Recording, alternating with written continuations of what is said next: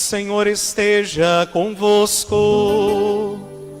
Ele está no meio de nós. Proclamação do Evangelho de Jesus Cristo, segundo Marcos. Glória a vós, Senhor.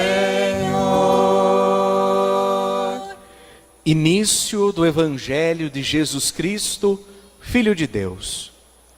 Está escrito no Evangelho, no livro do profeta Isaías: Eis que envio o meu mensageiro à tua frente, para preparar o teu caminho. Esta é a voz daquele que grita no deserto: preparai o caminho do Senhor, endireitai suas estradas. Foi assim que João Batista apareceu no deserto, pregando um batismo de conversão para o perdão dos pecados. Toda a região da Judéia e todos os moradores de Jerusalém iam ao seu encontro. Confessam os seus pecados e João os batizavam no rio Jordão. João se vestia com uma pele de camelo e comia gafanhotos e mel do campo, e pregava dizendo: depois de mim virá alguém mais forte do que eu nem sou digno de me abaixar para desamarrar suas sandálias. Eu vos batizei com água, mas ele vos batizará com o Espírito Santo. Palavra da salvação. Glória a vós, Senhor.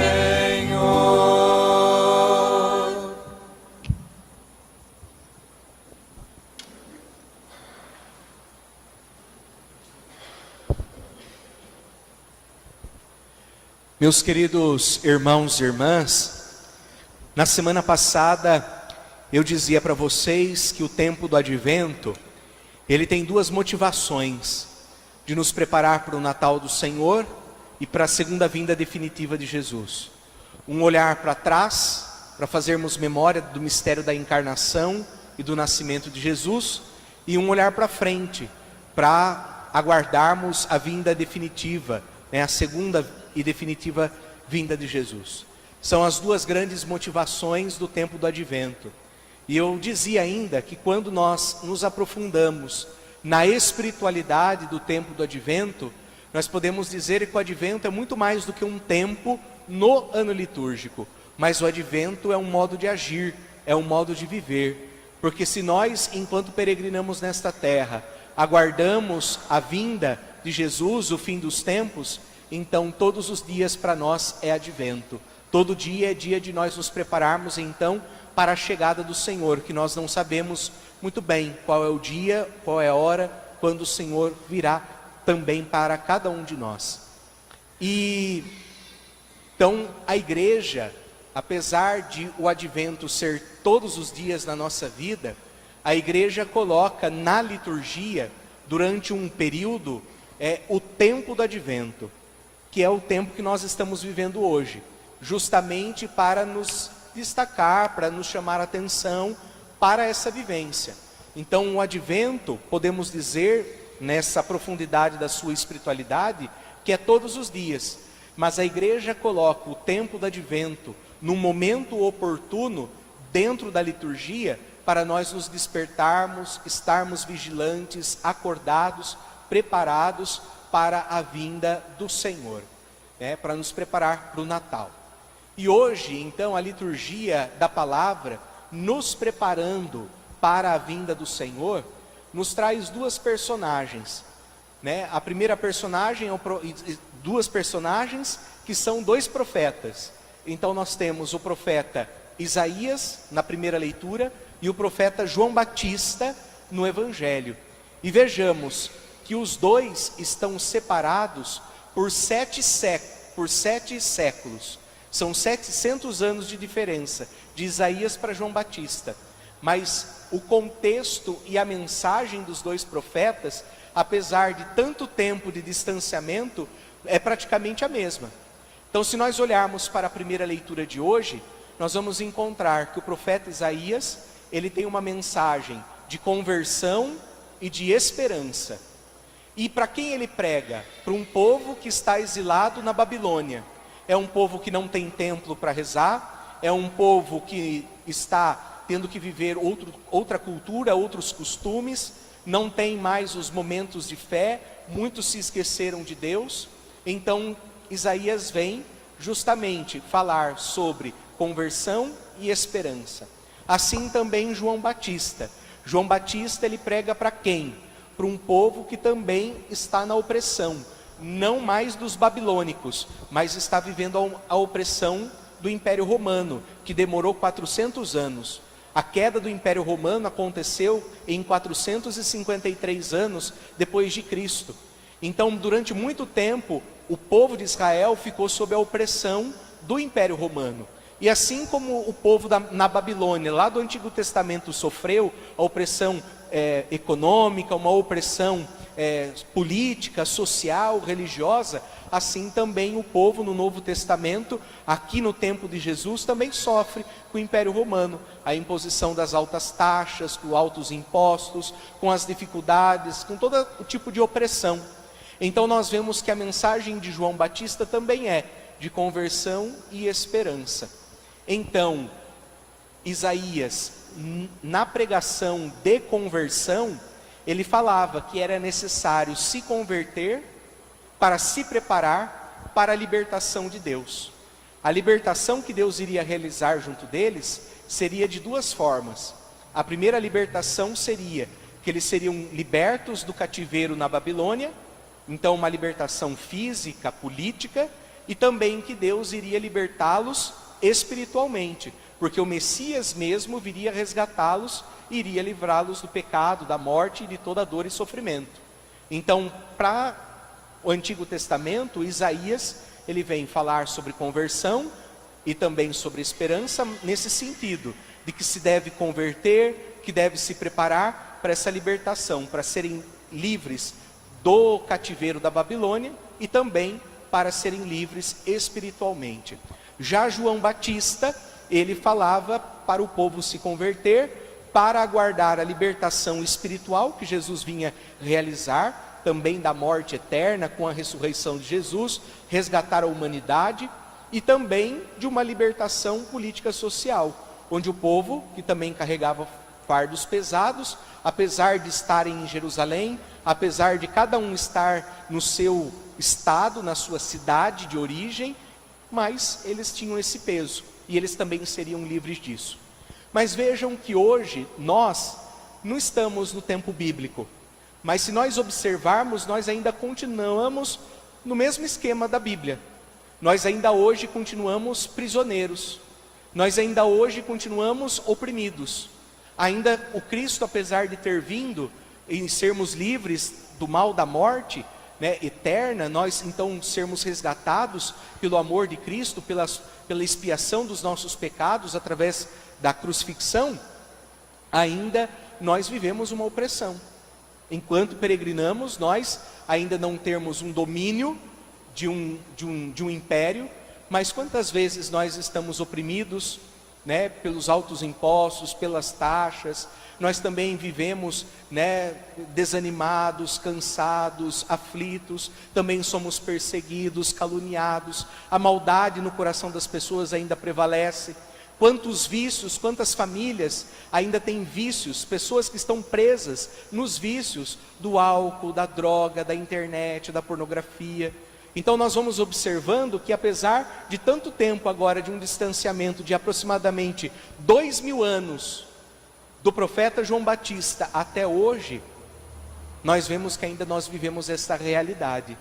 Então é necessário que nós nos convertamos, nos enchamos de esperança, porque o Senhor vem nos libertar.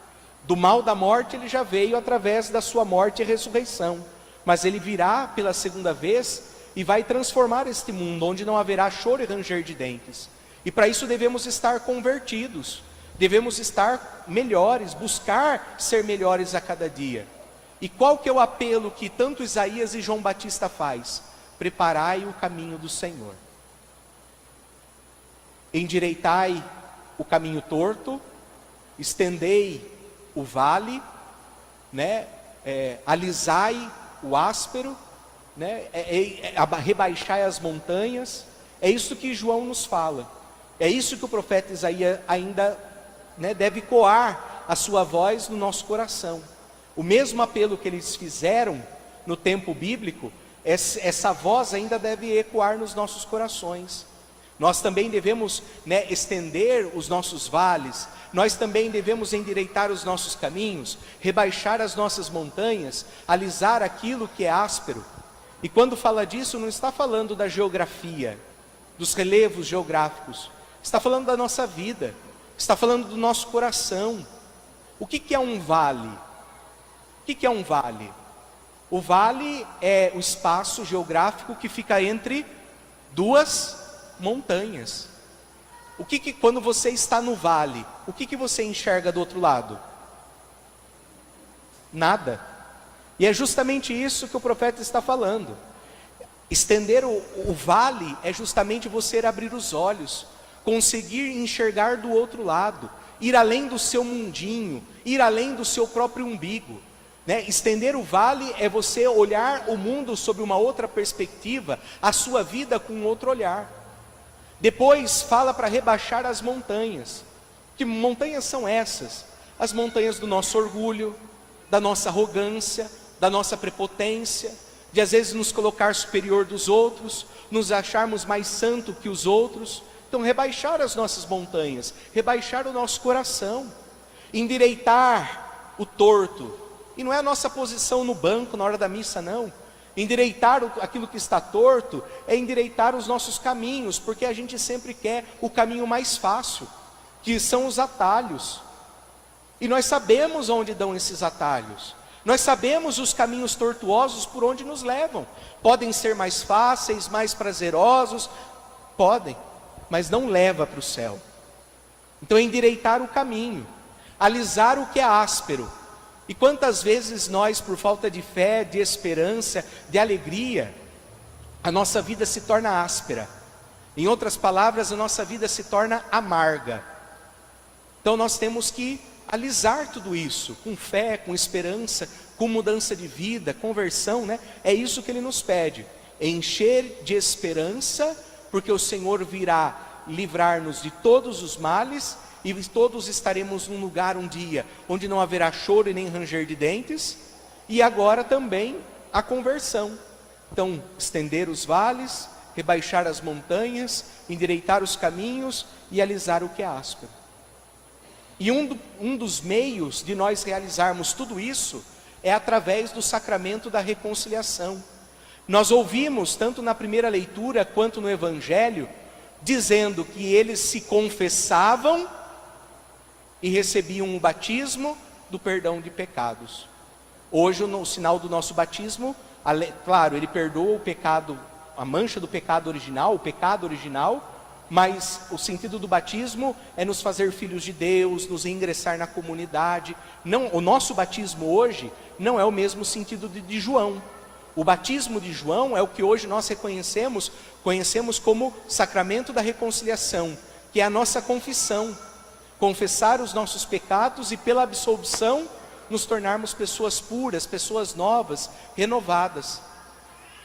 Qual foi a última vez que você se confessou? Às vezes a gente passa anos da nossa vida sem nós nos confessarmos. Nós estamos nos preparando para celebrar o Natal do Senhor, uma grande festa da igreja.